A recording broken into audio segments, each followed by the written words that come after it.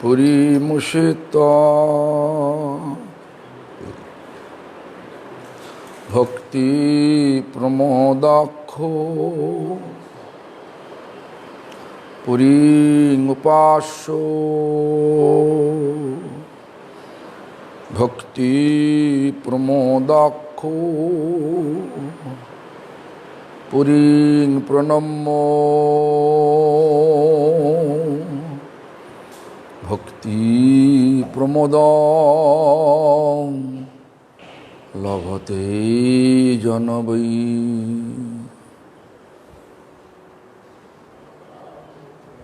গৌরকৃষ্ণ নামদাতাং কীর্তনানন্দবর্ধনং বহির্মুখ জীবত্রাতাং বন্দে সরস্বতী প্রভুং। শ্রীকৃষ্ণ চৈতন্য প্রভু নিত্যানন্দ শ্রী অদ্বৈত গদাধর শিবাসাদি গৌর ভক্তবৃন্দ। হরে কৃষ্ণ কৃষ্ণ কৃষ্ণ হরে হরে হরে রাম রাম রাম হরে হরে। সর্বাগ্রে শ্রী ভগবানের অভিন্ন প্রকাশ বিগ্রহ শ্রী ভগবদ জ্ঞান প্রদাতা শ্রী ভগবানের সেবা অধিকার প্রদানকারী শিল গুরুপাদ পদ্ম পরম গুরুপাদ পদ্ম নিত্যলীলা প্রবিষ্ট শিল প্রভুপাদ ভক্তি সিদ্ধান্ত সরস্বতী গোস্বামী ঠাকুর তথা সম্প্রদায়ের সকল আচার্যের শ্রীপাদ পদ্মে প্রণত হয়ে তাঁদের অহেতুকী কৃপা প্রার্থনা করি। পঞ্চতত্ত্বাত্মক শ্রী গৌর হরি জয়যুক্ত হন, হরিনাম সংকীর্তন জয়যুক্ত হন, সমগ্র ভক্তবৃন্দ জয়যুক্ত হন। শ্রী চৈতন্য ভাগবত অন্তঃখণ্ড প্রথম অধ্যায় আমরা গতকাল আলোচনা করছি। যাই হোক, প্রথমটা আমি আমার এই যে বিলম্বের জন্য মাপ চেয়ে নিচ্ছি, কেন যে কোনো কারণে বিলম্ব হয়েছে, বিলম্বের জন্য মাপ চেয়ে নিচ্ছি। আমরা গতকাল আলোচনা করেছিলাম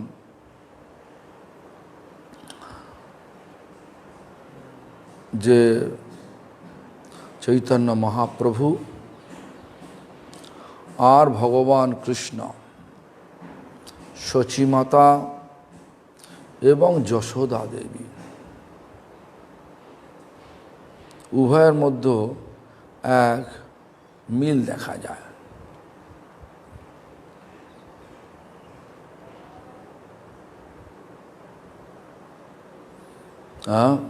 নিত্যানন্দ প্রভু নবদ্বীপে এলেন আর দেখলেন যে শচী মাতা 12 দিনভাবে উপবাস করে আছেন। কেন না? পুত্র বিরহে। যেমনি করে যশোদা মাতা কৃষ্ণ মথুরায় গেছেন, ফিরে আসবেন, কৃষ্ণ অদর্শনে ওনার বিরহ, সে বিরহেতে উনি রান্নাও পর্যন্ত করেননি। প্রত্যেকটা রান্নাঘরে মাকড়সা জাল বিছিয়ে গেছে, এরম ধরনের সব। এখানেও সেই একই রকম দেখা যাচ্ছে।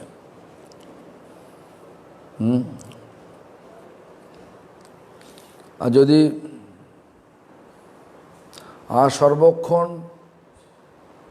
সর্বক্ষণ চোখেতে মানে নয়নেতে জল পড়ছে, চোখেতে জল পড়ছে। কেন? কৃষ্ণ বিরহে। এখানেও সচিমাতার একই অবস্থা।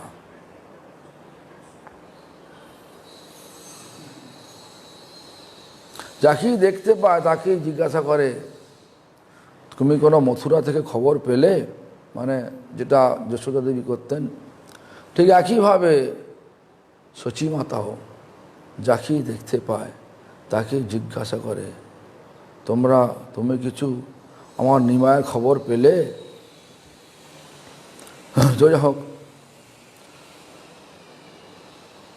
জিজ্ঞাসা করে, মূর্ছা যায়, এই ধরনের সব ভাব দেখা যায়। তো যাই হোক, শচীদেবী সমীপে নিত্যানন্দের আগমন। শচীদেবীর সামনে এবার নিত্যানন্দ প্রাদুর্ভূত হলেন। নিত্যানন্দ প্রভু বর হেন সময়, আয়ের চরণে আসি দণ্ডবত হয়। শচীমাতার সামনে নিত্যানন্দ প্রভু দণ্ডবত প্রণাম করলেন। নিত্যানন্দ দেখি সব ভাগবতগণ, উচ্চস্বরে লাগিলেন করিতে ক্রন্দন। নিত্যানন্দ দেখতে পেয়ে সব নবদ্বীপের ভক্তগণ উচ্চস্বরে ক্রন্দন করিতে লাগলেন। ক্রন্দন কে করতে পারে? কাঁদতে কে পারে? যার সত্যিকারের বিরহ হয়। বিরহ মানে দুঃখ। কার দুঃখ হয়? যার যে কিছু হারিয়ে ফেলে। কে হারিয়ে ফেলে? যে সম্বন্ধিত মানে যে সম্বন্ধে প্রতিষ্ঠিত হয়েছিলেন, সেই সম্বন্ধের সঙ্গে সম্পর্ক হারিয়ে ফেলে। এখানে কি চৈতন্য মহাপ্রভুর দর্শন সম্বন্ধ। প্রত্যেক দিন নবদ্বীপের ভক্তগণ চৈতন্য মহাপ্রভুকে দর্শন করতেন। আর এখন তারা শুনছেন নিমাই পণ্ডিত চৈতন্য মহাপ্রভু সন্ন্যাস নিয়েছেন। সন্ন্যাস নেওয়ার পরে আর তো এখানে আসবে না। তার সেই অবয়ব সিংহগ্রীবা মানে সিংহের যেরাম কোমর সরু, ছাতিটা অনেক লম্বা মানে চওড়া, আর কমল নয়ন মানে হচ্ছে পদ্মের পাপড়ির মতো তার হচ্ছে চোখের পাপড়ি, চোখের পাতা, আর তপ্ত কাঞ্চন শরীর, বাংলা ভাষা বলে ফর্সা, কিন্তু এখানে অন্যরকম ফর্সা, গলনা সোনা, জ্বলন্ত সোনার মতো শরীরের রং, সেই ধরনের সুন্দর মূর্তি। সে আর তাকে দেখতে পাবো না, সেই জন্য সে কাঁদছেন। আমরা তো শুনেছি যে মহাপ্রভু সকলের সঙ্গে কৌতুক করত, অত্যাচার করত, তাহলে কাঁদছে কেন? এটাই ভগবানের আকর্ষণ। যেমন একদিন প্রভাবতী নামে এক সখী ভগবান কৃষ্ণকে তার ঘর থেকে ধরলেন, কৃষ্ণকে সঙ্গে নিয়ে যাচ্ছেন। প্রতিদিন কৃষ্ণ চুরি করতেন সব গোপীদের ঘরে ঘরে। যশোদাকে বললে যশোদা বিশ্বাস করত না। এখন এবারে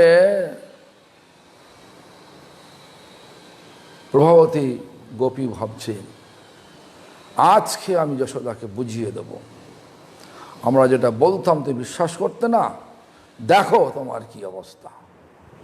তো যাই হোক, কৃষ্ণ তো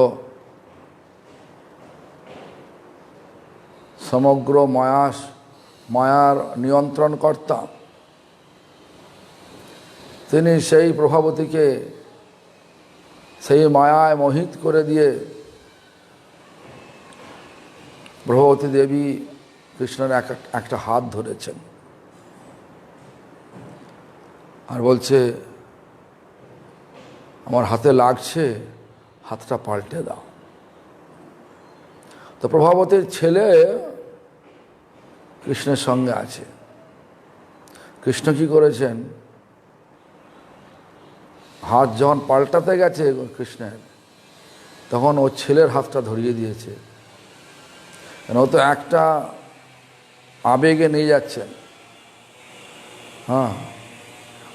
আর ভগবান কৃষ্ণ ও ছেলের হাতটা দিয়ে বলছে, এই হাতটা ধরো। ভগবতী ঘুরেও দেখেন না। তো যাই হোক, এখন ছেলের হাত ধরে নিয়ে সেই ভগবান কৃষ্ণের গৃহে, মানে যশোদার কাছে যাচ্ছেন। সে এতটুকু ফিরেও তাকান এমন কৃষ্ণর মায়ার প্রভাবে প্রভাবিত হয়ে, যখন কৃষ্ণের জন্যে কৃষ্ণকে নিয়ে আপত্তি করবেন যশোদার কাছে পৌঁছে গেছেন। তার আগে কিন্তু কৃষ্ণ যশোদার কাছে পৌঁছে ঘরে শুয়ে পড়েছেন। তো যশোদা যেই প্রভাবতী দেবী মানে কৃষ্ণের গেছেন, মানে যশোদা দেবী কাছে প্রভাবতী দেবী গেছেন। যশোদা দেবীর কাছে প্রভাবতী মানে তার নন্দ মহারাজের রাজমহলে গেছেন আর ডাকছেন, যশোদা, যশোদা দেখো, এতদিন ধরে আমি সব বলতাম, আমরা সবাই নালিশ করতাম, আর তুমি আমাদের কথা শুনতে না, বুঝতে না, বিশ্বাস করতে না, আজ তোমায় বিশ্বাস করিয়ে দেব। যশোদা বলছেন, কি হলো, কি বিশ্বাস করিয়ে দেবে? দেখো, আমি যে বলতাম কৃষ্ণ, যে কৃষ্ণ আমাদের ঘর থেকে ননি চুরি করে, তুমি বিশ্বাস করতে না, দেখো আজ তো আমি ধরে নিয়ে এসেছি। কাকে ধরে নিয়ে এসছো? আমার কৃষ্ণ তো ঘরে শুয়ে আছে, কাকে ধরে নিয়েছ? তাও চেয়ে দেখে না ও নিজের ছেলে, চেয়ে দেখে না নিজের ছেলেকে ধরে নিয়ে আসছে। কিন্তু আগে তো ধরেছিল তো কৃষ্ণকেই। কিন্তু কৃষ্ণ মায়ায় মোহিত হয়ে কৃষ্ণ ঠিক অন্যভাবে চলে গেলেন, ছল করে। ছলনার এক কি বলে, ছলনার মূর্ত বিগ্রহ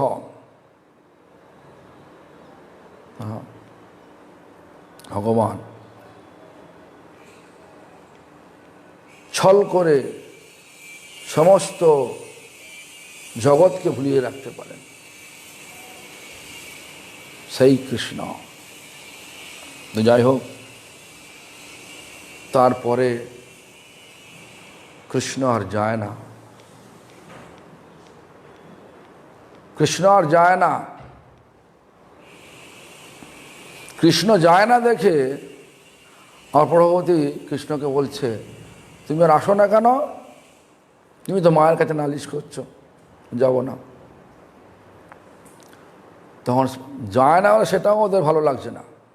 তেমনি করে মহাপ্রভু ঘাটে, নবদ্বীপ ঘাটে স্নান করতে গেলে সকলের গায়ে বালি দিত, সকলকে বলতো, তোমরা এই সমস্ত দেবতা দেবীদের পূজা করবে কেন? আমাকে দিয়ে দাও, ফলগুলো দিয়ে দাও। অত্যাচার করলেও সকলে সেই মহাপ্রভুকেই ভালোবাসে। যাই হোক, সেই প্রভাবতী দেবী কৃষ্ণকে বলছেন, আমি যা করেছি আর করব না, তুমি আমার বাড়িতে আসো, চুরি করো। ভগবান কি সত্যি চুরি করতেন? ভগবান কখনো চুরি করতেন না। কেন? সমগ্র জগতের মালিক তো ভগবান। যার বাড়িতে চুরি বলে মনে করছি, তাকে কৃপা করার জন্য যেতেন ভগবান। যার বাড়ি থেকে কিছু গ্রহণ করবেন, জানবেন সে কৃতার্থ হয়ে যেত। দুর্যোধন ভগবানকে খাওয়ানোর জন্য কত কিছু ব্যবস্থা করলেন, ভগবান খেলেন না। গেলেন কোথায়? বিদুরের বাড়িতে। কেন? ভক্তের অন্ন প্রভু কাড়ি কাড়ি খায়, অভক্তের অন্ন প্রভু উলুটি না যায়। যিনি ভক্ত হয় তার দেয়া দ্রব্য ভগবান কেড়ে কেড়ে খায়। অভক্তের অন্ন ভগবান চেয়েও দেখে না। তাই নবদ্বীপে যত ভক্ত ছিলেন, আমরা দেখবেন বৈষ্ণব বন্দনাতে কী করি, নবদ্বীপ ভক্ত যত মহাপ্রভুর ভক্ত, বলি না? সব মহাপ্রভুর ভক্ত। সবার চরণ বন্দ হইয়া অনুরক্ত, বলি না সকালে? তাই সে নবদ্বীপের ভক্তগণ কী করলেন না, সব কাঁদতে লাগলেন। সেই মহাপ্রভুর চাপল্য স্বভাব আর তো দেখা যাবে না। মহাপ্রভুর পাণ্ডিত্য মানে নিমায় পণ্ডিতের পাণ্ডিত্যের আর তো আমরা দেখতে পাবো না। সেই জন্য সবাই কাঁদছেন। তারপর বাপ বাপ বলি আই হইল মূর্ছিত, না জানিয়ে কে বা পড়ে কোন ভীত।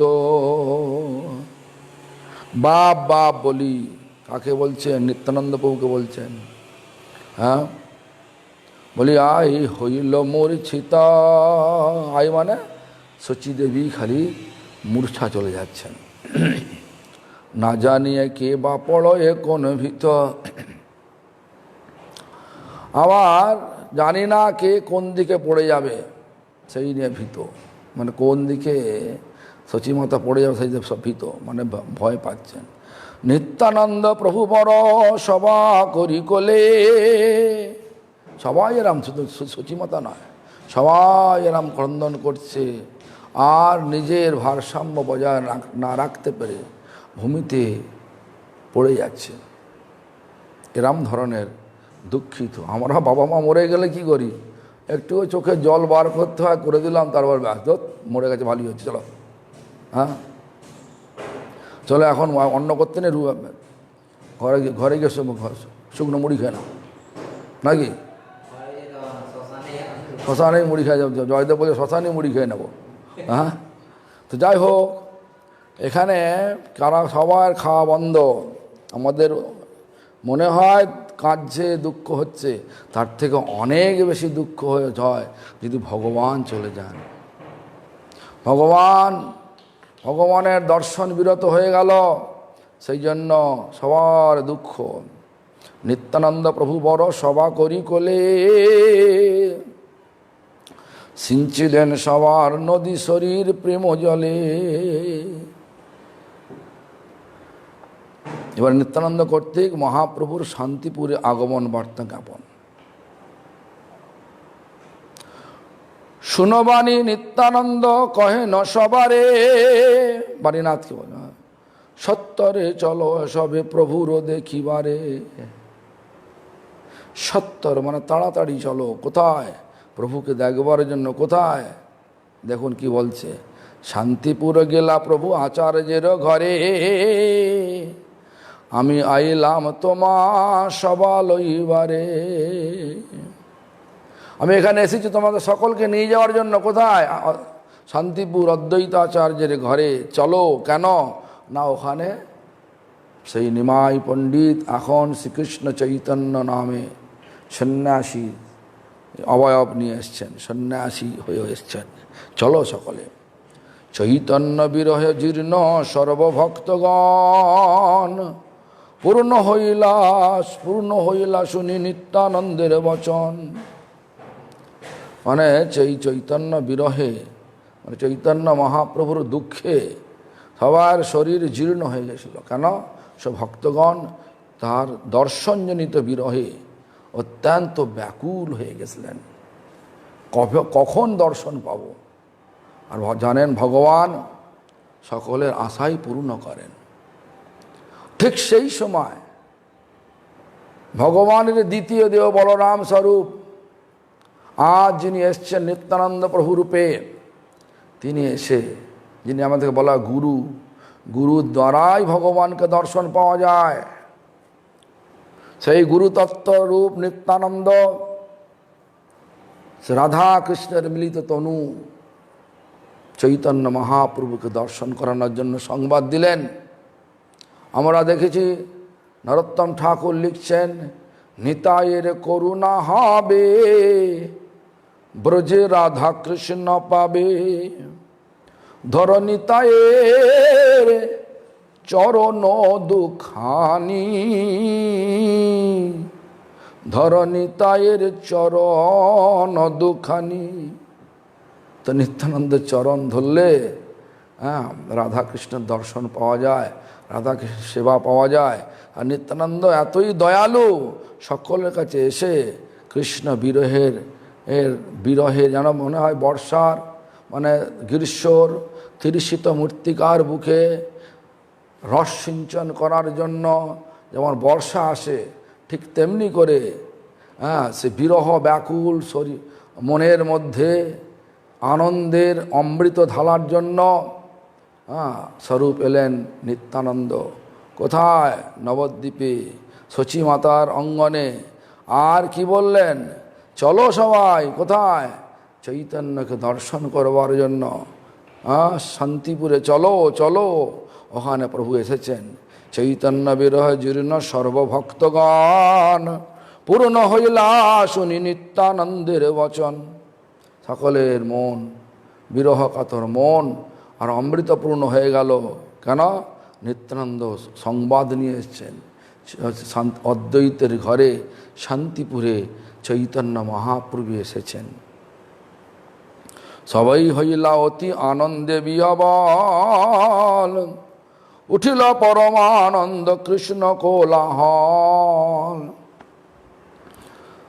সবাই আনন্দে আত্মহারা হয়ে গেলেন, বিহবল হয়ে গেলেন। আর পরমানন্দ কৃষ্ণ কোলাহল, কৃষ্ণ কৃষ্ণ কৃষ্ণ। সাক্ষাৎ কৃষ্ণই তো চৈতন্য মহাপ্রভু।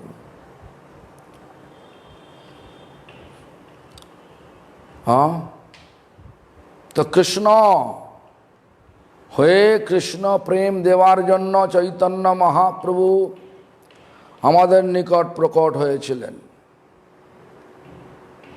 দেখুন কথাটা বুঝে দেখুন। কৃষ্ণ হয়ে সকলকে কৃষ্ণ প্রেম দেওয়ার জন্য কৃষ্ণই চৈতন্য মহাপ্রভু রূপে আবির্ভূত হলেন। মহাপ্রভুকে কৃষ্ণ, কিন্তু রাধা ভাব ও কান্তি সুবলিত। রাধার ভাব এবং কান্তি মানে শরীর অবলম্বন করে। সেই জন্য কৃষ্ণ কালো হলেও এখানে কৃষ্ণ ফর্সা মানে গৌর বর্ণ, যে জন্য গৌরাঙ্গ মহাপ্রভু বলা হয়। উপবাসিনী শচী দেবী, যে দিবস গেলা প্রভু করিতে সন্ন্যাস, সে দিবস হইতে আইর উপবাস। যেদিন মহাপ্রভু সন্ন্যাস নিয়ে চলে গেলেন, মানে মহাপ্রভুর যেদিন সন্ন্যাস নেবেন সেদিন সন্ধ্যাবেলায় কে এসেছিলেন? শ্রীধর পণ্ডিত। শ্রীধর থোড় কোলা বেচা শ্রীধর, তিনি এসে একটা লাউ দিয়ে গিয়েছিলেন। চৈতন্য মহাপ্রভু শচীমাতাকে বললেন যে রাত্রিরে তো লাউ খেতে নেই, তথাপি আজকে দুগ্ধ লকলকি করে দাও। দুগ্ধ লকলকি মানে এই লাউ আর দুধ দিয়ে ফুটিয়ে দাও, একটু মিষ্টি দিয়ে ছোট এলাচ দিয়ে ফুটিয়ে দাও, তখন দুগ্ধ লকলকি বলে। যে দিবস গেলা প্রভু করিতে সন্ন্যাস, সে দিবস হইতে আইর উপবাস। সেই যে দুগ্ধ লকলকি মহাপ্রভুকে রান্না করে প্রসাদ পাইয়ে নিজে হয়তো পেয়েছিলেন, সেই থেকেই উপবাস আছেন, কারণ সেই দিন রাত্রেই চলে গেছিলেন। দ্বাদশ উপবাস তান নাহিক ভোজন, চৈতন্য প্রভাবে মাত্র আছয়ে জীবন। দ্বাদশ দিন উপবাস করেও ভোজন না করে, কিন্তু চৈতন্য প্রভাবে, চৈতন্য মহাপ্রভুর আকর্ষণ প্রভাবে, ভগবান এমনি আকর্ষণ, যার প্রতি ভগবানের কৃপা হন তার উপবাস করলেও তার শরীর খারাপ হয় না। কিন্তু আমার শরীর, বলে না শরীর খারাপ হয়ে যাবে, আমাদের শরীর কী হয়, খেতে হবে। কে বলে? যারা আপন বোধ মনে করে, কিন্তু শরীর কি থাকবে? বুড়ো হয়ে যাবে। বুড়ো তো হয়ে গেছি, তখন রোগা হয়ে গেছে। কেন? যাওয়ার সময় আছে। একটা মানুষ যখন জন্মায়, সূর্য যখন অস্ত চলে গেল, তার আয়ুর একটা দিন অস্ত হয়ে গেল। মানে দিনের দিন আয়ু থেকে একটা দিন করে চলে যাচ্ছে। মানে আমরা সবাই মৃত্যুর পথযাত্রী, ছুটছি মৃত্যুর দিকে। কে কখন মরবে, কোথায় মরবে, কিভাবে মরবে কেউ জানে না, কিন্তু মরতেই হবে, এটাই বাস্তব কথা। ওই জন্য কী করতে হয়? ভগবানের জন্য, মানে ভগবানের চিন্তা করতে করতে মরলে আমাদের ভগবত ধাম গতি প্রাপ্তি হয়। এই জন্য আমরা সবাই সর্বক্ষণ চেষ্টা করি ভগবানের নামে নিজেদের মনটাকে মজিয়ে রাখতে। কেন? এই অভ্যাসটা হয়ে গেলে মৃত্যুর সময় আমরা ভগবানের নামের মধ্যে মনটাকে রাখতে পারবো।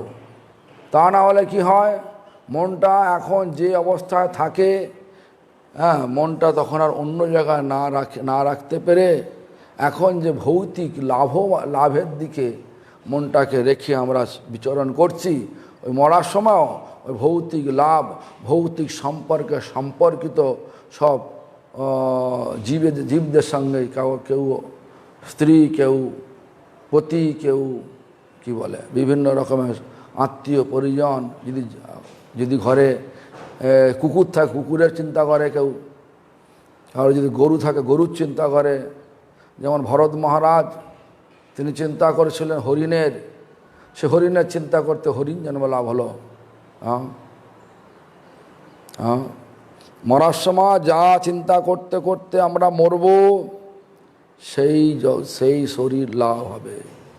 ভগবানের চিন্তা করতে করতে ভগবানের শরীর লাভ হবে না, কিন্তু ভগবান ধামে গতি হবে, ভগবানের সেবা অধিকার লাভ হবে। এই জন্য সবাই হরিনাম করুন, আর হরিনাম করতে করতে মনে মনে চিন্তা করুন ভগবানের। সাধনে চিন্তিবে যাহা, সিদ্ধিকালে পাইবে তাহা। সাধনকালে যা চিন্তা করা হয়, সাধনা যখন সিদ্ধি লাভ হয়, সাধনা সিদ্ধি লাভ বলতে আমাদের সাধনা কি? হরিনাম। সাধ্য কি? হরিনাম। হরিনামই সাধ্য। কেন? সাক্ষাৎ রাধা কৃষ্ণ হচ্ছে হরিনাম। তাই হরিনাম করতে করতে রাধা কৃষ্ণ চিন্তা করলে রাধা কৃষ্ণ ধাম প্রাপ্ত হওয়া যায়। আর সেই ধামে গিয়ে কেউ আর প্রভুত্ব করতে পারে না, সবাই রাধা গোবিন্দের সেবক হয়ে যায়, যেটা আমাদের আসল পরিচয়। আমরা সবাই কৃষ্ণের সেবক। মহাপ্রভু সনাতন গোস্বামীকে লক্ষ্য করে সারা জগৎকে শিক্ষা দিয়েছিলেন, জীবের স্বরূপ হয় কৃষ্ণের নিত্য দাস, কৃষ্ণের তটস্থ শক্তি ভেদাভেদ প্রকাশ। প্রত্যেকটা জীবের প্রকৃত স্বরূপ হচ্ছেন কৃষ্ণের নিত্য দাস। একদিনের দাস নয়, এক সপ্তাহের দাস নয়, এক মাসের দাস নয়, এক বৎসরের দাস নয়, এক জন্মের দাস নয়, জন্মে জন্মের দাস।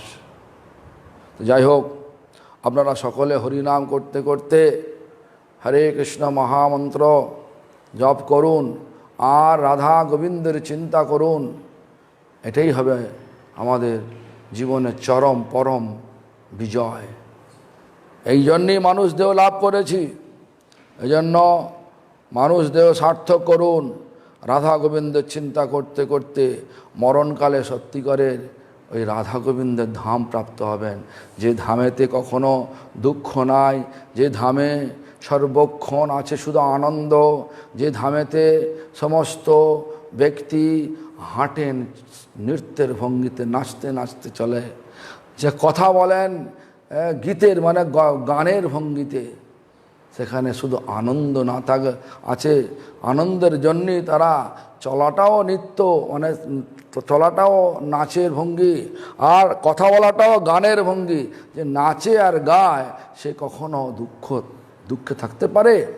নিশ্চয়ই সে আনন্দে থাকে। আমরাও সে আনন্দের ভিখারি। আনন্দের সঙ্গে আনন্দ হতে উৎপত্তি, কারণ আনন্দের আসল সম্রাট, আসল প্রতিমূর্তি হলেন ভগবান। সবাই ভগবান থেকে এসেছি, যেতে হবে ভগবানেতেই। তাই ভগবানকে অবলম্বন করে মানুষ দেহটা অতিবাহিত করুন, আর এই মানুষ দেহ, আর এই সংসার চক্র, জন্ম মৃত্যুর দুঃখ কষ্টের চক্র থেকে নিজেকে বাঁচান। তো যাই হোক, নিত্যানন্দের শচী মাতাকে প্রবোধদান কি বললেন? দেখি নিত্যানন্দ বড় দুঃখিত অন্তর, আই রে প্রবোধি কহে মধুর উত্তর। নিত্যানন্দ প্রভু শচী মাতাকে তিনি বলছেন মধুরভাবে, আই মানে আই রে প্রবোধি, আই মানে শচী মাতাকে প্রবোধ দিয়ে বলছেন। কি বলছেন? কৃষ্ণের রহস্য কোন জানো না বা তুমি, তোমারে বা কি বা কহিবারে জানি আমি।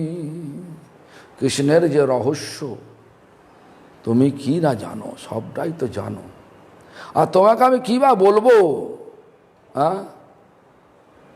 তিলার্ধে কো চিত্তে নাহি করিও বিষাদ, বেদেও কি পাইবেন তোমার প্রসাদ। তিলার্ধে, তিল মাত্র তুমি কোনো বিষাদ মানে চিত্তে কোনো দুঃখ করো না। দুঃখ মানে বিষ, কি দুঃখ, জ্বালা, জ্বালা যন্ত্রণা বোধ করা করিও। তিলার থেকে চিত্তে নাহি, চিত্তেতে কখনো বিষাদ রেখো না, বিষ রেখো না, দুঃখ রেখো না। কেন? কেন? বেদও কি পাইবেন তোমার প্রসাদ। বেদ যিনি সাক্ষাৎ ভগবানের, ভগবানের মানে বেদৈব সর্ব অহমেব বেদ, সমস্ত বেদের সর্বত্রই ভগবান, আমি সেই বেদ। সেই বেদও কি বলছেন? তোমার কৃপা লাভ করতে পারে। মানে ভগবান, যিনি ভগবানকে নিয়ে আসতে পারেন জগতে, বেদও তার প্রতীক্ষা করেন। যশোদা মানে কি? যিনি যশ, মানে ভগবান অনন্ত যশের মালিক। অনন্ত যশকে কে এনেছিলেন? যশোদা। যশ যিনি দিতে পারেন, অনন্ত যশ যিনি দিতে পারেন জগৎকে, তিনি যশোদা হতে পারেন। সেই যশোদাই শচী মাতা রূপে এসেছেন। সেটাকে উদ্দেশ্য করে নিত্যানন্দ প্রভু বললেন, কি বললেন? বেদও কি পাইবেন তোমারও প্রসাদ। বেদও তোমার কৃপা প্রার্থনা করছেন। কেন? এক জায়গায় বলছেন বেদৈব সর্বং অহমেব বেদ্য, সমস্ত বেদ হচ্ছে আমি। কে বলছেন? ভগবান। অহমেব বেদ্য। তাই এখানে দেখুন, বেদে যারে নিরবধি করে নিম অন্বেষণ, সে প্রভু তোমার পুত্র সবার জীবন। বেদ যাকে সর্বক্ষণ খুঁজছেন, কোথায়? সেই প্রভু তোমার পুত্র। নিত্যানন্দ বলতে তোমার পুত্র হচ্ছেন সেই প্রভু। কে? না নিমাই পণ্ডিত। সে আবার কে? কৃষ্ণ। দাপর যুগে যিনি কৃষ্ণ এসেছিলেন, বৃন্দাবনের কৃষ্ণ। একটা কথা মনে রাখবেন, সর্বক্ষণ বলি বৃন্দাবনের কৃষ্ণ হচ্ছে আমাদের আরাধ্য। এজন্য আমরা সবসময় কৃষ্ণ বৃন্দাবনে আছেন এটাই দেখি। দেখবেন রথযাত্রায় আমরা কী করি, কৃষ্ণকে মানে জগন্নাথকে নীলাচল থেকে সুন্দরাচলে নিয়ে যাই। কেন? নীলাচল দ্বারকা, দ্বারকার কৃষ্ণ যাচ্ছেন কোথায়? বৃন্দাবনে আসছেন। হ্যাঁ, যখন কৃষ্ণ দ্বারকায়, একই তো কৃষ্ণ, আলাদা হয়ে গেল নাকি? বলছে না, তদেকাত্মরূপ কৃষ্ণ, একই কৃষ্ণ, একই জিনিস, কিন্তু রসগত পার্থক্য। এখানে বীর রস, ওখানে মধুর রস। দ্বারকা কৃষ্ণ অফিস, বাবা সুপ্রিম কোর্টে কাজ করেন, মানে সুপ্রিম কোর্টের প্রধান বিচারপতি। ধরুন ছেলে হয়ে বাবার সঙ্গে কোথায় মিলতে চাইবেন? সুপ্রিম কোর্টে। সুপ্রিম কোর্টে গেলে কিন্তু অনেক সব নিয়মকানুন মেনে যেতে হবে, নিয়মকানুন মেনে বাবার সঙ্গে কথা বলতে হবে। কেন? সেখানে বাবাকে বলতে ও মাই লর্ড, প্রধান বিচারপতি, ছাড় নেই। তো সেই বাবা যখন বাড়িতে আসে, বাবাকে মা বলছে তোমার কোনো বুদ্ধি নাই, তোমাকে শাড়িটা আনতে বলেছিলাম অমুক অমুক রঙের, তুমি এনেছো অন্য রকম রঙের। মা বলছে। ছেলে বলছে হ্যাঁ বাবা তুমি এটা কেন করছো, আদেশ করছে। নাতি বলছে বাবা দাদু তুমি একটুখানি হাতগুলো মেলে হামাগুড়ি দেওয়ার মতো বসো, আমি তোমার ঘোড়া বানাবো, তোমার ঘাড়ে চড়ে আমি তোমাকে ঘোড়া মানে চালাবো। এগুলো যেমন বাড়িতে করা যাবে, কিন্তু সুপ্রিম কোর্টে দাঁড়িয়ে এগুলো কিছু বলা যাবে না, করা যাবে না। তাহলে কোথায় মিলবেন বাবার সঙ্গে? সুপ্রিম কোর্টে না অফিসে? সুপ্রিম কোর্ট মানে হচ্ছে অফিস, অফিসে মিলবেন না বাড়িতে মিলবেন? তেমনি করে গৌড়ীয় ভক্তগণ ভগবানকে দেখতে চান, ভগবানের কাছে থাকতে চান, ভগবানের বাড়িতে। যে গোলক বৃন্দাবন হচ্ছে ভগবানের বাড়ি, সেই বৃন্দাবনে যখন কৃষ্ণ ঢোকেন তখন তার রসটা হয়ে যায় মধুর রস, মধুর রসের কৃষ্ণ। আমরা সেই মধুর রসের কৃষ্ণের উপাসক। আমরা এই জন্য নাম করতে করতে আমরা কি চিন্তা করি?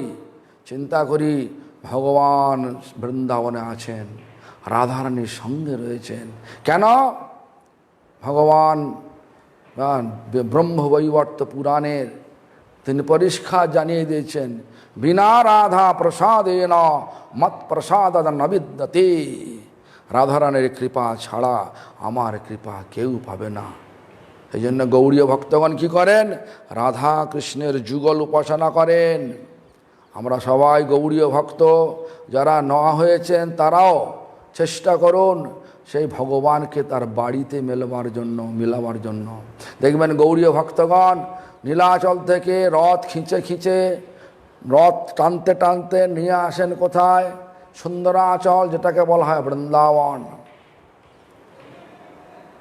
বৃন্দাবনে আসেন, কিন্তু যখন ফিরে যান 9 দিন পরে, তখন কিন্তু গৌড়ীয় ভক্তগণ থাকেন না, রথ টানেন না।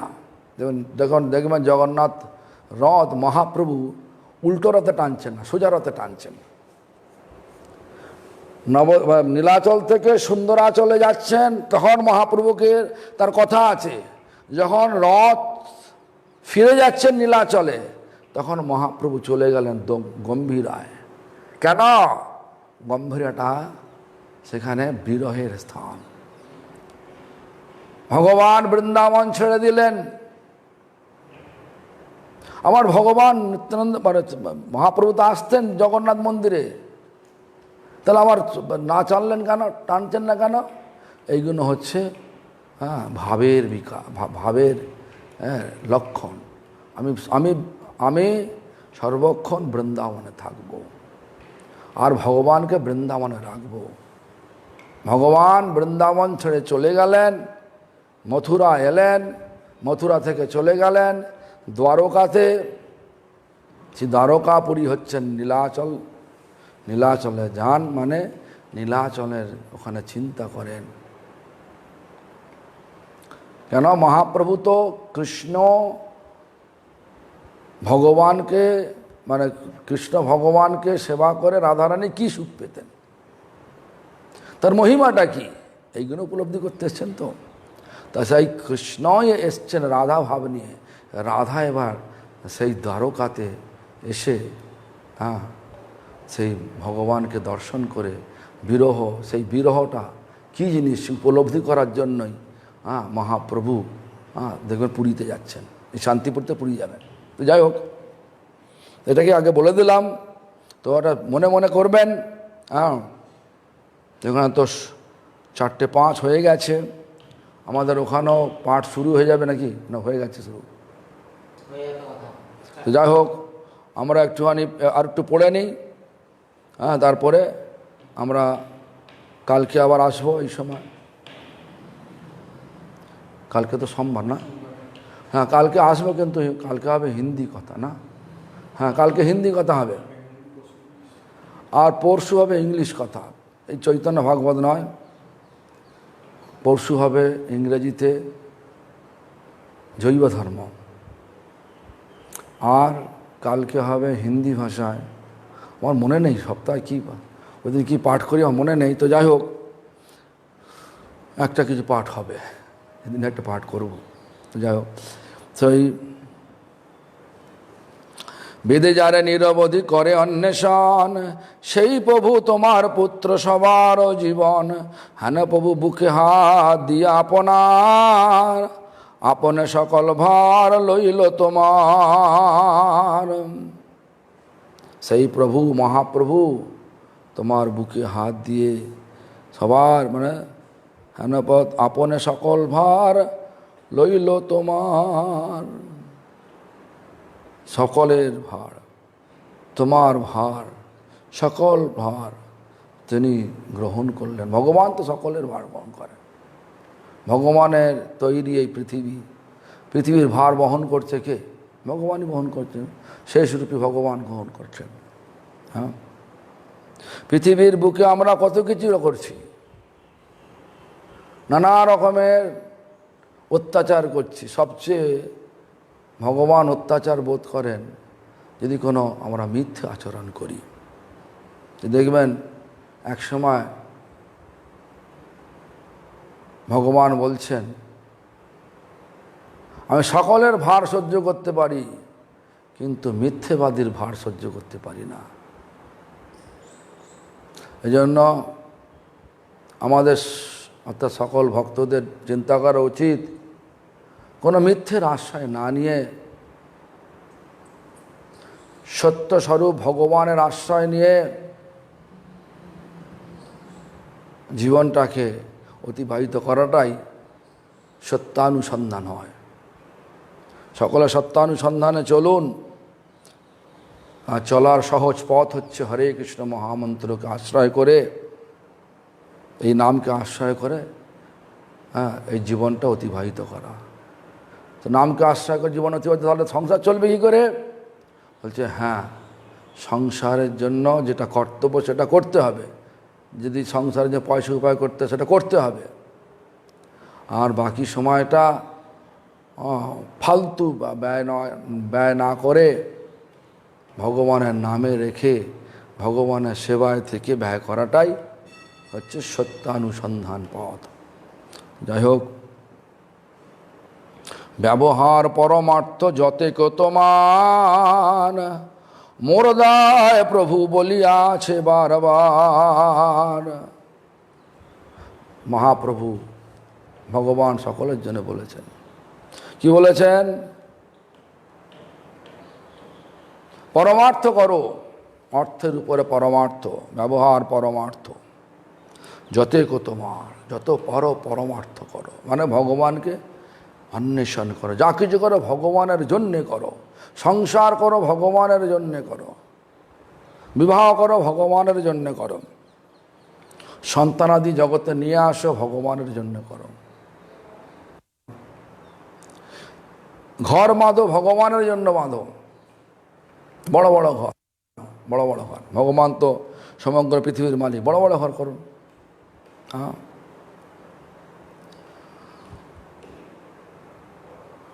ভালো হয় যে মতে প্রভু যে ভালো মজানে, সুখে থাকো তুমি দেহ সমর্পিয়তানে। নিত্যানন্দ প্রভু ভালো হয় যে মতে, যেটা সব করলে সব থেকে ভালো হবে। কোনটা করলে ভালো হবে? প্রভু যে সে ভালো জানে। প্রভু যেটা পছন্দ করতেন সেটাই তুমি করো ঘরে, তাহলে প্রভুকে স্মরণ হবে, মহাপ্রভু হবে। কৃষ্ণ যেটা ভালোবাসতেন সেটাই কৃষ্ণের জন্য করো। কৃষ্ণ এসে পাবেন, আবেশে পাবেন। আমাদের ঘরে ঘরে কৃষ্ণ আবেশে এসেই পেয়ে যান। শরীরে আমরা দেখতে পাই না, আবেশে আসেন, গ্রহণ করেন, কিন্তু পূর্ণ বস্তু যেটা গ্রহণ সবটাই ফিরিয়ে দেন। আমরা এই জন্য উপলব্ধি করতে পারি ভগবান খায় না কি রে বাবা। পূর্ণ বস্তু যেটা গ্রহণ করবেন পূর্ণ অবস্থায় ফিরিয়ে দেবেন, বেশি দেবেন তো কম দেবেন না। তো যাই হোক, এইটা মনে রাখবেন, সিদ্ধান্তটা মনে রাখবেন, চলবেন। ভালো হয় যে মতে প্রভু সে ভালো জানে, সুখে থাকো তুমি দেহ সমর্পিয়তানে। সমগ্র শরীরটা যা কিছু করো সব তার সুখের জন্য করো, সমর্পিয়তাকে তাকে সমর্পণ করে দাও। নিত্যানন্দ প্রভু বলছেন, সচিমাতাকে দিয়ে সমগ্র জগৎকে শিক্ষা দিচ্ছেন, আপনারা এই শিক্ষা শিক্ষিত হন আর ধীরে ধীরে নিজের মনটাকে বৃন্দাবনে রাখুন। যে বৃন্দাবনে রাখলে মরণকালে আমাদের গতি বৃন্দাবনেই হবে। সকলের গতি বৃন্দাবনে হোক, এই প্রার্থনা ভগবানের চরণে হৃদয়ের অন্তঃকরণ থেকে জানিয়ে আজকের কথা বিশ্রাম এখানেই দিলাম। হরে কৃষ্ণ। কত লোক হয়েছে? 4 জন কেটে গেছে, 41 ছিল তো।